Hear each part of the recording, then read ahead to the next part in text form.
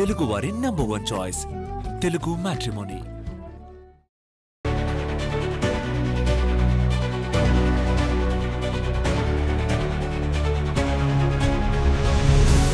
Hi viewers, welcome to అదన్ మరొకొండం. నేను ప్రసాద్. పోలీసులకే వార్నింగ్ ఇచ్చిన వైసీపీ మాజీ మంత్రి.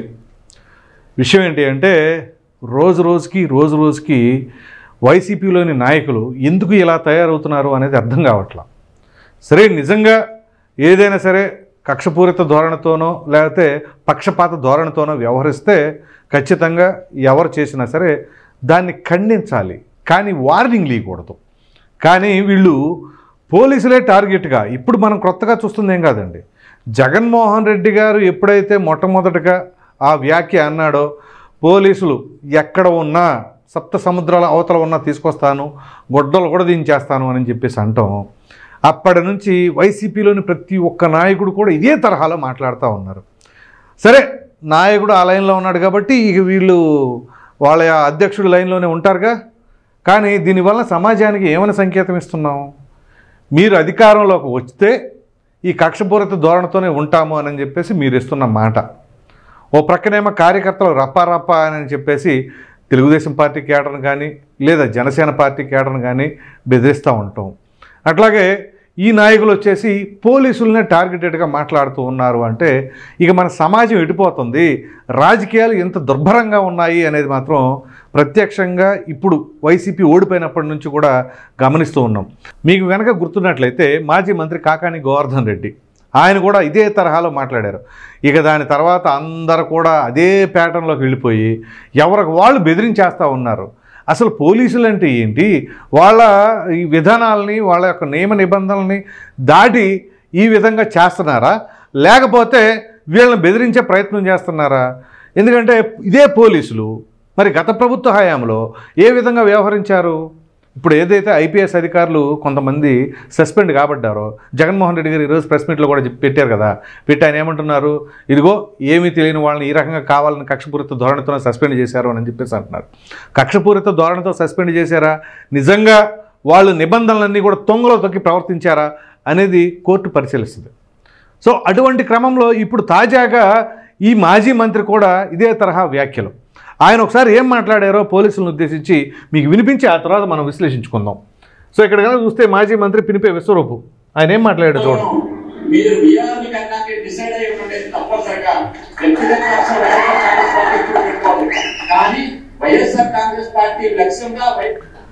వ్యక్తిగత కక్షలకి వైసీపీ ఎప్పుడు పోలేదా? గత ప్రభుత్వ హయాంలో వ్యక్తిగత కక్షలకి ఏమీ వెళ్ళలేదా? వెళ్ళకపోతే సాక్షాత్తు మాజీ సీఎంగా ఉన్న చంద్రబాబు నాయుడు గారి ఇంటిపై కూడా ఏ విధంగా వెళ్ళారు? అసెంబ్లీ సాక్షిగా సంబంధం లేకుండా కుటుంబ సభ్యులను ఉద్దేశించి, ఆడపడుచులను ఉద్దేశించి ఏ రకంగా మాట్లాడారు అనేది ప్రజలు చూడలేదా? పవన్ కళ్యాణ్ గారి ఇంట్లో బిడ్డలు సైతం వదలకుండా ఇష్టారీతిగా మాట్లాడారు కదా. మరి వ్యక్తిగతంగా వైసీపీ వెళ్ళకపోవడం ఏంటి? మరి ఆ మాటకి ఇప్పుడు ఈయన చెప్పిన మాటకి వీళ్ళు చేసిన చేష్టలకి ఏమైనా సంబంధం ఉందా? సో అదేమిటి అంటే పైకి మాత్రం చెబుతూ ఉంటారు, కానీ ఆచరణలో మాత్రం వాళ్ళు చేసుకుంటానే ఉంటారు. సో సాక్షాత్తు జనసేన పార్టీ అధ్యక్షుడైనటువంటి పవన్ కళ్యాణ్ గారిని, మాజీ ముఖ్యమంత్రి అయినటువంటి చంద్రబాబు నాయుడు గారిని వ్యక్తిత్వ హననం చేయటమే కాకుండా ఇంట్లో ఆడపడుచులను సైతం బయటకు తీసుకొచ్చి మాట్లాడింది మీ వైసీపీ నాయకులు కాదా? అసెంబ్లీ సాక్షిగా మాట్లాడలేదా? గంటకే కొన్ని లక్షల రూపాయల ప్రజాధనాన్ని అక్కడ ఉపయోగిస్తూ ఉంటుంటే ఈ అసెంబ్లీలో సమావేశాలకి అక్కడ ప్రజలకు సంబంధించిన అంశాలు మాట్లాడకుండా, అవి ప్రస్తావించకుండా, ఆ సమస్యలను లేవనెత్తకుండా వ్యక్తిత్వ హననాలకు పాల్పడింది ఎవరు?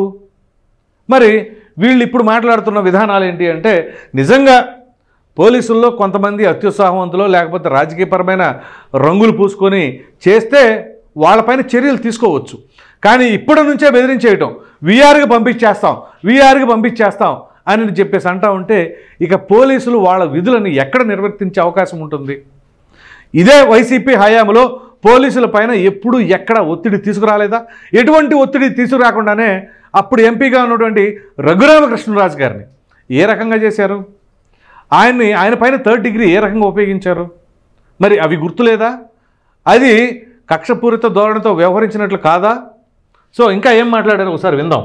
ఈ చేతిలో పవర్ ఉంది కాదు, చేతిలో లాఠీ ఉంది కానీ ఇష్టపడినట్టు చూపిస్తే రాబోయే 5 సంవత్సరాలలో ఇది తప్పనిసరిగా శ్రీకృష్ణుడి జన్మస్థానం చూపించే రోజు తప్పకుండా వస్తానని చేసుకుంటూ ఈ వ్యాఖ్యానం చేసుకో, ఇంకా 5 సంవత్సరాలు ఉండుకో, కానీ తప్పనిసరిగా వైఎస్ఆర్ కాంగ్రెస్ పార్టీ కార్యకర్తల్ని అమలాపురం పోలీస్ స్టేషన్ ముందు కూర్చోబెట్టి ధర్నా చేసే పరిస్థితి రాణించుకోక హెచ్చరించుకుంటూ ప్రతి ఒక్కరిని కూడా సమానంగా చూడు. పార్టీలకు అతీతంగా నువ్వు ప్రభుత్వ ఉద్యోగంగా పార్టీలు అతీతంగా పనిచే తప్ప కేవలం పక్షపాత దూరం చూడడం, లేకపోతే మంత్రులకి ఎమ్మెల్యేలకి మరి మేలు చేయడం విధంగా నువ్వు అతిగా ప్రవర్తించడం మాత్రం రాబోయే రోజుల్లో 5 సంవత్సరాలు కూడా నేను ఎక్కడున్నా నువ్వు మాత్రం తప్పనిసరిగా వీఆర్ లో ఉండే శ్రీకృష్ణ జన్మస్థానానికి ఓట్లు తగ్గట్టే రోడ్డు దగ్గర తెలుగుడు రోడ్డు దగ్గర పెట్టుకుని నీ ఉద్యోగం నిర్వహించు, కానీ పక్షపాతంతో మాత్రం విడనడం తెలియజేసుకుంటూ ఇప్పుడు అది ఈయన వార్నింగ్ ఇస్తుంది ఎవరికి అంటే సిఐ ప్రశాంత్ గారికి. సో వైసీపీ కార్యకర్తలపైనే లాఠీ జులిపిస్తా చేస్తే మాత్రం ఉపేక్షించమని. కరెక్ట్, తప్పు చేస్తే అది వైసీపీగా తెలుగుదేశం పార్టీగా ఎవరిపైన చర్యలు తీసుకోవచ్చు. ఇప్పుడు పోలీసుల గురించే మాట్లాడుతున్నారు. అసలు తెలుగుదేశం పార్టీ కార్యకర్తలను ఏ రకంగా చేశారు వైసీపీ వాళ్ళు గుర్తుందా? ఒకసారి గుర్తు చేయమంటారా? ఇదే చంద్రబాబు నాయుడు గారు అరెస్ట్ అయి ఉన్న సమయంలో ఉత్తరాంధ్ర నుంచి సైకిల్ మీద యాత్ర చేసిన ఇద్దరు వాళ్ళని పొంగనూరు నియోజకవర్గంలోకి వచ్చిన తర్వాత ఏ రకంగా వాళ్ళ బట్టలు ఒడదీయించి వాళ్ళ నానాభూతులు తిట్టి ఆ జెండాలు తొక్కేసి వాళ్ళపైన భౌతిక దాడి చేసి ఎక్కడికి వచ్చావురా, ఏం చేస్తున్నావురా, వాడు వీడు అని వాళ్ళ నాయకుడిని అంటే చంద్రబాబు నాయుడు గారిని ఉద్దేశించి మాట్లాడి వాళ్ళని వ్యక్తిత్వ హననం చేసింది కాక అప్పుడు మరి దాన్ని ఏమంటారు? భౌతిక దాడి లేకపోతే ఇవేమి కాదంటారా? వాళ్ళు ఏమైనా పిలిచి పూజ చేశారా? ఏం చెప్పాలి? సో ఇదే పోలీసులు చంద్రబాబు నాయుడు గారు అంగళ్ళు పర్యటన చేసినప్పుడు వైసీపీ కార్యకర్తలకు ఏం సంబంధం? వాళ్ళు ఆ ప్రకారంగా వాళ్ళు ఇంకొక ప్రోగ్రాం పెట్టుకుని వాళ్ళు అప్పుడు చేస్తున్నారు. ఏది చంద్రబాబు నాయుడు గారి యాత్ర జరుగుతున్నప్పుడే ఇది కావాలని రెచ్చగొట్టే దూరంలో యాత్రలు కాదా? అప్పుడే కదా రాళ్లతో చంద్రబాబు నాయుడు గారి పైన దాడి చేస్తే బ్లాక్ కమాండర్స్ వాళ్ళు ఉండబట్టే కదా అక్కడ సేవ్ అయింది. తిరిగి ఏం చేశారు? 307 సెక్షన్ అంటే అటెంప్ట్ మర్డర్ కింద చంద్రబాబు గారి పైన కేసు పెట్టలేదా? సో ఇక్కడ నేను చంద్రబాబు నాయుడు గారిని ఏదో డిఫెండ్ చేయడానికో వైసీపీని దొయ్యబట్టడానికో అని కాదు, మీరు చేసిన గత ప్రభుత్వంలో మీరు చేసిన అరాచకాలు కావచ్చు, ఆ దాడులు కావచ్చు, వాటిని కూడా ఒకసారి దృష్టిలో పెట్టుకోండి. అది కూడా ప్రజలు మర్చిపోయారు అనుకుంటే తప్పే. ఎందుకంటే ఈ రెచ్చగొట్టే ధోరణిలో ర్యాలీలు నిర్వహించింది ఎవరు?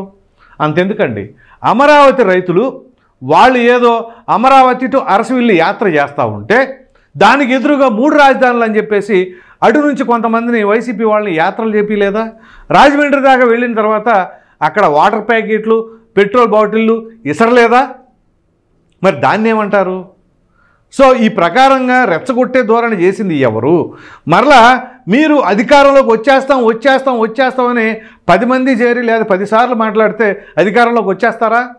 మేము ప్రజలకు ఇది చేస్తాం, రాష్ట్రాన్ని ఈ విధంగా అభివృద్ధి చేస్తాం అన్న మాట ఒక్కళ్ళ దగ్గర నుంచి కూడా రావట్లేదంటే ఇక దీన్ని బట్టి వీళ్ళ యొక్క ఉద్దేశం ఏంటి చెప్పండి? అది జగన్మోహన్ రెడ్డి గారు కావచ్చు లేదా ఇతరత్ర టీం మెంబర్స్ కావచ్చు, ఏ ఒక్కరైనా సరే ఇదిగో మేము ఇది చేస్తాం, ఇదిగో చంద్రబాబు నాయుడు గారు కానీ లేదా కూటమి ప్రభుత్వం కానీ ఈ రకంగా చేస్తుంది, ప్రజలను మోసం చేశారు లేదా రాష్ట్రాన్ని అభివృద్ధిని కుంటుపరిచారు, ఏ విధంగానూ చూసినా వీళ్ళు అధికారానికి రేపు దూరం అవుతారు, మేము అధికారంలోకి వస్తే ఇదిగో ఇది చేస్తాం, ఇదిగో అది చేస్తాం అని ఏదైనా చెప్తున్నారా?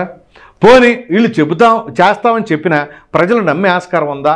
ఎందుకంటే వీళ్ళు ట్రాక్ రికార్డ్ చెక్ చేసుకున్నట్లయితే ఏదైతే పోలవరం తొందర ఎందుకన్నా రేపు రాసి పెట్టుకోండి అయిపోద్ది అని చెప్పేసి అనిల్ కుమార్ యాదవ్ చెప్పలేదా మంత్రిగా ఉండి?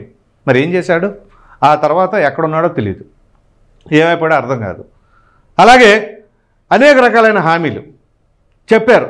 మెగా డిఎస్సీ అన్నారు, ఏమైపోయింది? అది సంపూర్ణ మద్యపాన నిషేధం, సంపూర్ణంగా మద్యం స్కామ్ జరిగింది. అది మరి వీటికి ఏమి సమాధానాలు చెప్పి మేము ఇదిగో అప్పుడు అలా చేసాము, అప్పుడు తప్పులు చేశాము, ఆ తప్పులు సరిదిద్దుకుంటాము, ఈసారి మరలా అధికారం ఇవ్వండి అని అడిగితే ప్రజలు ఏమైనా ఆలోచన చేసే ఆస్కారం ఉంటుంది. అసలు ఇదేమీ లేకుండా మేము వచ్చేస్తున్నాం, మిమ్మల్ని వేసేస్తాం, ఇటు కార్యకర్తలనేమో వేసేస్తాం రప్పరప్పలాడేసి, ఇటు పోలీసులనేమో ఇదిగో వీఆర్కి పంపించేస్తాం,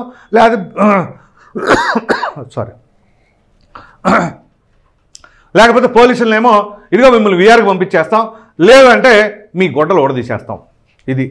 ఇదే పోలీసులు నిజంగా ఏదైనా సరే ఇప్పుడు వాళ్ళు మరి పవర్లో ఉన్నారు కదా, పవర్లో అంటే వైసీపీ వాళ్ళు పవర్లో లేరు కదా. మరి పోలీసులు నిజంగా తెలుసుకుంటే వైసీపీ వాళ్ళని అటాక్ చేయాలనుకుంటే ఇది పెద్ద విషయమా? వాళ్ళు ఈ విధంగా బెదిరిస్తున్నారు అంటే ఒక రాజకీయ నాయకుడు మామూలుగా గెలిస్తే ప్రభుత్వం వస్తే 5 ఏళ్ళు ఉంటుంది అంతే. పోలీసులు రిటైర్ అయిపోయిన దాకా ఉంటారు. వాళ్ళకి ఒకరోజు అవకాశం దొరకదా? పోలీసులు కావాలని కనుక టార్గెట్ చేస్తే అనేక రకాలైన కేసులు ఏదో ఒక దాంట్లో రాజకీయ నాయకులకి ఎతకాలే కానీ 1,00,000 ఉంటాయి కేసులు. వాళ్ళు ఏదో ఒక తప్పులు చేస్తూనే ఉంటారు. ఆ టార్గెటెడ్గా చేయాలనుకుంటే పోలీసులు, కానీ ఆ ప్రకారంగా చేస్తున్నారా? ఇదే పోలీసులు పాపం వాళ్ళ కుటుంబ సభ్యుల్ని కుటుంబాలకు దూరంగా ఉండి 24 గంటలు ఏ సమయంలో ఏ ఫోన్ వస్తుందో తెలీదు, 24 అవర్స్ ఆన్ డ్యూటీలో ఉండి తిని తినక ఎండనక వాననక ఏ వాతావరణం అయినా సరే ఏ రాజకీయ నాయకుడు ఎక్కడ మీటింగ్ పెట్టినా అడవుడికి వెళ్ళి ప్రొటెక్షన్ చేయాలి. ఇదే పోలీసులు లేకుండా ఈ రాజకీయ నాయకులు బయటకు వస్తారా? మరి పోలీసులను బెదిరేస్తున్నప్పుడు ఆ పోలీసులు ఏ విధంగా డ్యూటీ చేయాలండి? మరి ఇదే పోలీసులను ఉద్దేశించి మాట్లాడుతున్నప్పుడు పోలీసులు పెట్టుకోమాకండి. మీరు రేపు అధికారంలోకి వచ్చిన తర్వాత కూడా మాకు పోలీసులు అవసరం లేదని చెప్పండి. అలా అనరు. మీకేం ప్రొటెక్షన్ కోసం పోలీసులే కావాలి, మీరు బెదిరించేది కూడా పోలీసులనే. సో పోలీసుల పరిస్థితి ఎలా ఉందండి? ఎంత అధ్వానంగా తయారైందంటే చివరికి ప్రతి ఒక్కరు బెదిరించేస్తున్నారు వాళ్ళని. అఫ్కోర్స్ కొంతమంది పోలీసులు చేసిన తప్పుడు పనుల వల్ల ఈ విధంగా పోలీస్ డిపార్ట్మెంట్ మొత్తానికి ఈ విధమైన పరిస్థితి నెలకొందనుకోవచ్చు. కానీ ఎంత మాత్రాన అందరిని అనేస్తే ఎలాగా? ఇప్పుడు రాజకీయ నాయకులు ఎంతమంది తప్పులు చేయట్లా? అలాగే రాజకీయ నాయకులు అందరూ మరి పనికిమాలినోళ్ళు సన్నాసులు ఎదవలు అని చెప్పి తిట్టేస్తారా? తిట్టగా ఆ వ్యక్తి ఎవరైతే చేశారో ఆ వ్యక్తినే టార్గెటెడ్గా మాట్లాడతారు. ఇప్పుడు ఎక్కడ చూసినా కానీ వీళ్ళు లేదు వాళ్ళు లేదు, ప్రతి పోలీసును ఉద్దేశించి అదే తరహాలో మాట్లాడుతూ ఉన్నారే. సో ఇలాగైతే ఏం అధికారం వాళ్ళు విధులు నిర్వహిస్తారు? పోలీస్ పవరా రాజకీయ పొలిటికల్ పవరా అనే తరహాలో ఉంది. సో నిజంగా పోలీసులు కూడా మీరు నిజాయితీగా ఉండి చేయండి. ఎవరైనా సరే అతిక్రమిస్తే ఊరుకోమాకండి. పోనీ ఎలక్షన్ కమిషన్ ఆధ్వర్యంలో ఉండదు చూసారు ఎన్నికలకు ముందు, ఆ సమయంలో నిక్కచ్చిగా పనిచేయండి. వాళ్ళు లేదు వీళ్ళు లేదు, ఎవరైనా సరే ఇష్టానురీతిగా మాట్లాడితే మడదేసి లోపలేసేయండి. అంతేగాని తప్పు చేసినప్పుడు ఎవరైనా ఒకటేనండి, అది మాజీ మంత్రి అయినా ఎవరైనా సరే ఆ తరహా రాజకీయం ఉండాలి, ఆ తరహా పోలీస్ పవర్ ఉండాలి. మన పోలీసులు ఎట్లాంటి పోలీసులు ఉండేవాళ్ళండి? తెలుగు పోలీస్ అంటే ఎంత పేరు. ఉమేష్ చంద్ర లాంటి గొప్ప గొప్ప పోలీస్ ఆఫీసర్లు ప్రాణాలను తృణప్రాయంగా వదిలేశారు. ఏది? ప్రజల కోసం. సో వ్యాస్ ఐపీఎస్ అటువంటి ఉన్నతమైన పోలీస్ అధికారులు మన దగ్గర ఒకప్పుడు చేసిన వాళ్ళు. కానీ ఇప్పుడు పోలీస్ అధికారుల్లో అట్లాంటి వారు ఎక్కడున్నారా అని భూతార్థం పెట్టి ఎత్తుక్కోవాల్సిన పరిస్థితి వచ్చింది. కారణం కొంతమంది పోలీసులు చేసిన పనితీరు. కాబట్టి ఈ రాజకీయపరమైన రంగులకి పోలీసులు కూడా ఉండమాకండి. So at the same time అలా ఉంటే మీ పవర్ మీకు ఉంటుంది. ఇదిగో ఎలాంటి రాజకీయ నాయకుడు ఎంత బెదిరించినా ఎవరిని ఏం చేయలేరు, మీ రూల్స్ ప్రకారంగా మీరు ఫాలో అయితే. లేకపోతే నిజంగా నాకు ఎంత బాధగా ఉంటుందంటే పోలీసులను ఉద్దేశించి ఈ రకంగా మాట్లాడుతూ ఉంటే అక్కడ పోలీస్ స్థానంలో నేను కనుక ఉంటే నేను ఎంత బాధపడతానా అనే తరహాలో ఆలోచించాను కాబట్టి ఈ వీడియో చేయడం జరుగుతుంది. లేకపోతే వైసీపీ నాయకులు అంటే ద్వేషం, లేకపోతే అధికారంలో ఉన్న వాళ్ళంటే అభిమానం, అట్లాంటివి ఏమీ లేవు. ఎవరైనా సరే ఈ తరహా పరిస్థితికి మాత్రం ఉండకూడదు. పోలీసులు ప్రత్యేకంగా ఈ వీళ్ళ యొక్క బెదిరింపులకో వాటికో లోబడో లేకపోతే వామ్మో రేపాళ్ళు వచ్చేస్తారేమో మనకెందుకు వచ్చిన గొడవలేనని చెప్పేసి చూసి చూడకుండా పోతే అది మాత్రం సమాజానికి పెను ప్రమాదంగా మారిపోతా ఉంది. ఇది మొత్తానికి పరిస్థితి. Thank you.